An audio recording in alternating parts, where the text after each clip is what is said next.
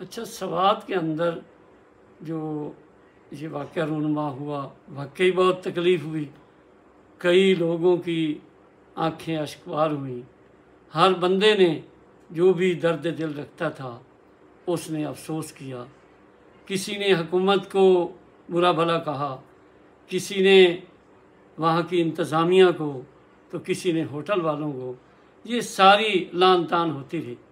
میری ایک گزارش ہے کہ یہ جو سیروں پہ جاتے ہیں، یہ جو سیاح حضرات ہیں، ویسے ان کا بھی کوئی حق بنتا ہے کہ کوئی تھوڑا سا یہ بھی احتیاط کر لیں۔ اب جب پانی تیز ہو رہا تھا یا پانی دیکھ رہے ہیں کہ پانی اوپر آ رہا ہے، اس کی سطح بلند ہو رہی ہے، تو وہاں سے جلد از جلد وہ ہٹ جاتے۔ ان کو سیلفیاں بنانے کی اور یہ نظام آگے چلانے کی کیا ضرورت تھی؟ خود کو بھی مشکل میں ڈالا، اپنی جانیں گنوا دی اور لوگوں کو بھی نہایت ہی مشکل میں اور دکھ کے عالم میں لوگوں کو انہوں نے چھوڑ دیا۔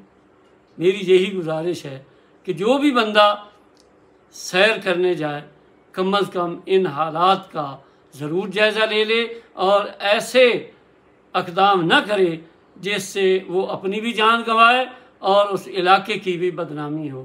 جزاکم اللہ، احسن الجزا۔